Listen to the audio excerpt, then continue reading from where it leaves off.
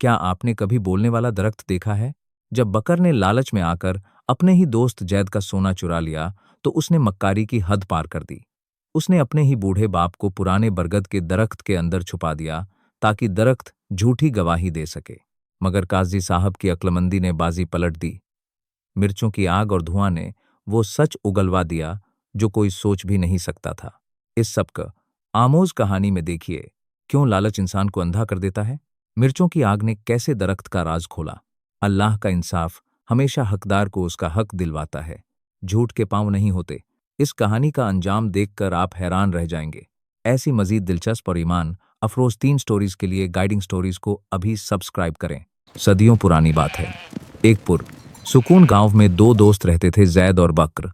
जैद एक इंतहाई शरीफ, मेहनत कश और सीधा सादा इंसान था। वो हर किसी पर आंख बंद करके यकीन कर लेता था। दूसरी तरफ बकर था, जो दिखने में तो बहुत हमदर्द था, मगर उसका दिमाग हर वक्त शैतानी चालों में लगा रहता था। एक दफा दोनों दोस्तों ने फैसला किया कि वो शहर जाकर कारोबार करेंगे। उन्होंने सालों की जमा पूंजी इकट्ठी की और सफर पर निकल गए। शहर में उन्होंने खूब मुनाफा कमाया। जब वो वापस लौट रहे थे, तो उनके पास सोने के 500 दीनार थे। शहर की मेहनत रंग लाई थी। जब जैद और बकर ने अपना संदूक खोला, तो उनकी आंखें चुंधिया गईं। वो महज मिट्टी या धातु नहीं थी, वो उनकी सालों की मेहनत का नतीजा था। 500 सुनहरी दीनार। हर एक सिक्का सूरज की किरण की तरह चमक रहा था। जैद ने एक मुट्ठी भरकर सिक्के हवा में उछाले और उनकी खनक पूरे कमरे में गूंज उठी। उसके दिल में हजारों ख्वाहिशात ने जन्म लिया। बूढ़ी माँ के लिए नया घर, बहन की शादी और गांव के गरीबों के लिए खाना। जैद की आंखों में खुशी के आंसू थे, लेकिन वही सोना बकर की आंखों में एक अजीब सा जुनून पैदा कर रहा था। वो सुनहरी चमक बकर के लिए सिर्फ दौलत नहीं, बल्कि एक नशा बन गई थी। वो खामोशी से उन सिक्कों को देख रहा था, जैसे कोई शिकारी अपने शिकार को देखता है।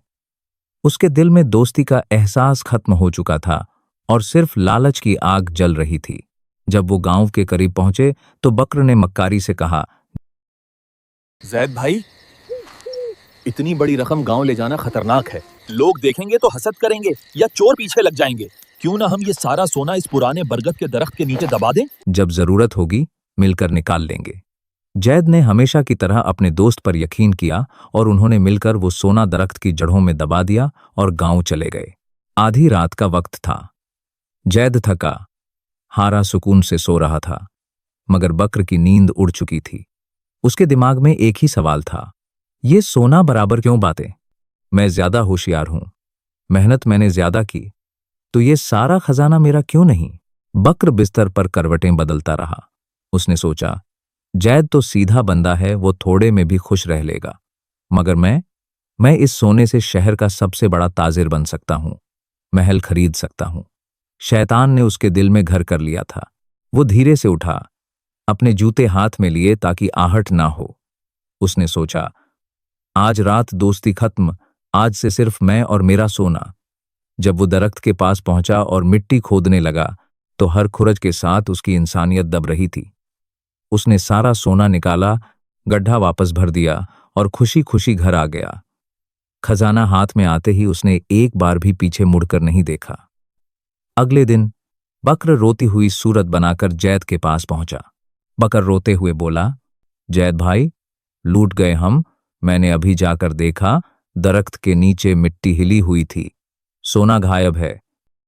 तुमने ही वो सोना निकाल लिया ना? मुझसे धोखा किया? जैद हैरत से, ये तुम क्या कह रहे हो बकर? मैं तो कल से घर से बाहर ही नहीं निकला। तुमने खुद ही तो कहा था कि सोना वहां महफूज है। बकर ने शोर मचाना शुरू कर दिया। गांव वाले इकट्ठा हो गए। बकर ने जैद को चोर मशहूर कर दिया।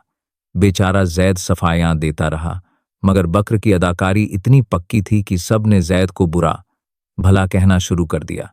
मामला गांव के पुराने और अक्लमंद काजी के दरबार में पहुंच गया। अदालत लगी हुई थी। काजी साहब ने बकर से पूछा, बकर, तुम्हारे पास क्या सबूत है कि जैद ने सोना चुराया? बकर, काजी साहब, मैं और ये बचपन के यार हैं। मैंने इसे भाई समझा, मगर इसने मेरे साथ नमक हरामी की। लोग झूठ बोल सकते हैं, मगर वो पुराना बरगद का दरख्त जो सदियों से खड़ा है, वो झूठ नहीं बोल सकता। मैं दरख्त की गवाही मांगता हूं। काजी साहिब बोले, जैद, क्या तुम्हें मंजूर है?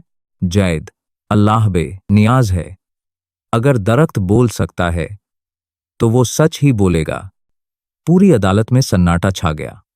लोग हैरान थे कि क्या वाकई कोई बेजान दरख्त बोल सकता है। काजी साहब ने दरियादिली होकर अगले दिन का वक्त दिया। बकर घर पहुंचा और अपने बूढ़े बाप को डराया और लालच दी कि अगर हमने ये सोना बचा लिया तो हमारी साथ नस्लें बैठकर खाएंगी। उसने रात के अंधेरे में अपने बाप को दरख्त के खोखले तने के अंदर छुपा दिया और कहा, काजी सवाल करे तो भारी आवाज में कहना कि जैद चोर है। सुबह हुई। सारा गांव दरख्त के पास जमा था। काजी ने दरख्त की तरफ देखा और पूछा, अरे पुराने दरख्त, इन दोनों में से चोर कौन है? अचानक दरख्त के अंदर से एक भारी और खौफनाक आवाज आई, जैद चोर है।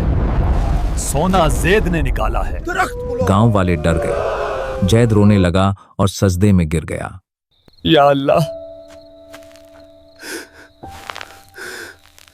तू तो सब जानता है। बकर ने एक जाहिर फरेब मुस्कुराहट के साथ काजी को देखा, मगर काजी साहब को कुछ शक हुआ। उसने देखा कि दरख्त का तना पुराना है, मगर कहीं कहीं से बंद है। वो बोले, ये दरख्त वाकई मौत जाती है, मगर ये दरख्त जब बोलता है तो इसे गर्मी पसंद है। इसकी तहकीक के लिए हम इस दरख्त के नीचे थोड़ी सी आग जलाएंगे ताकि इसकी गवाही और साफ हो जाए। और फिर होना क्या था? काजी ने सिपाहियों को हुक्म दिया कि सूखी लकड़ियां और मिर्चें दरख्त के नीचे रखकर आग लगा दें। जैसे ही धुआं दरख्त के सुराखों में दाखिल हुआ, अंदर बैठे बूढ़े को खांसी के दौरे पड़ने लगे। वो चीखता हुआ दरख्त से बाहर निकल आया, बचाओ बचाओ, और चिल्लाते हुए बोला, मुझे मेरे बेटे बकर ने यहां छुपाया था। सोना बकर के पास है। बकर का रंग सफेद पड़ गया। उसने कहाजी के पांव पकड़ लिए, मगर अब बहुत देर हो चुकी थी। कहाजी ने बकर को जेल भेज दिया और उसका सारा सोना और जमीन जब्त करके जैद के हवाले कर दी। दोस्तों, ये कहानी वही सबक देती है, लालच का अंजाम हमेशा रुसवाई है। चाहे वो दरख्त पर गधा बांधना हो या दरख्त के अंदर बाप को छुपाना हो, झूठ के पांव नहीं होते। हमेशा हक का साथ दें। सच छुपता नहीं।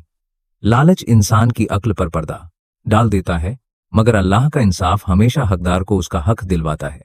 जो दूसरों के लिए गड्ढा खोदता है, वो खुद उसी में गिरता है।